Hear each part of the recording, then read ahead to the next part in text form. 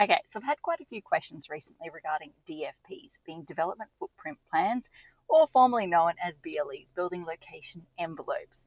Yesterday, though, I had one question in particular, and when I heard this question, I was like, you know what? I don't think I've covered that off on our socials before.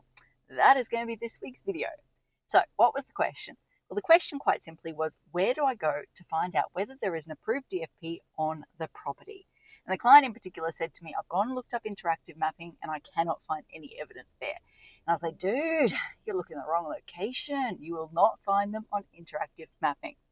So just a bit of backstory. DFPs were introduced roughly, I believe, in like the mid 1990s, and you will only find them on development approvals.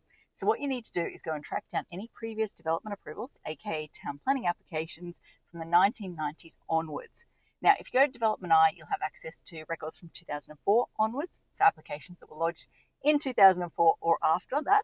If you want access to the information prior to that, so the stuff from the 1990s and the early 2000s, you need to put in a history request with council, and they can charge up to $429 to actually access that information, depending on where the information is found.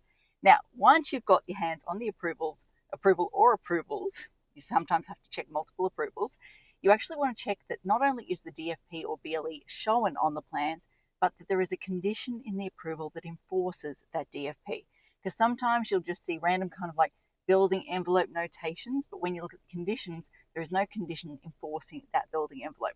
So it has no kind of legal weight, let's just say, from a town planning perspective. So yeah, you always want to go the conditions in addition to the proposal plans, or I should say the approved plans. Don't just look at the approved plans. Okay, I think that covers off everything I want to talk about today. As I always like to say, until next time, thanks for watching. For all you red tape lovers out there, I have one thing to say. Well, no, actually, I've got three. Number one, the advice provided in these videos is general in nature. It's not site-specific. You would be a silly Billy to go and make financial decisions based on this advice without first checking with the town planner. Don't be a silly Billy. Number two, Brisbane town planning is in no way linked to Brisbane City Council. The views expressed in these videos are my own, not council's. So if you don't like them, blame me, not council. Number three, what was my number three? Oh yeah, the views expressed in these videos are accurate at the time of recording. If you're watching this video back 10 years from now, the views may not be so accurate. That's all.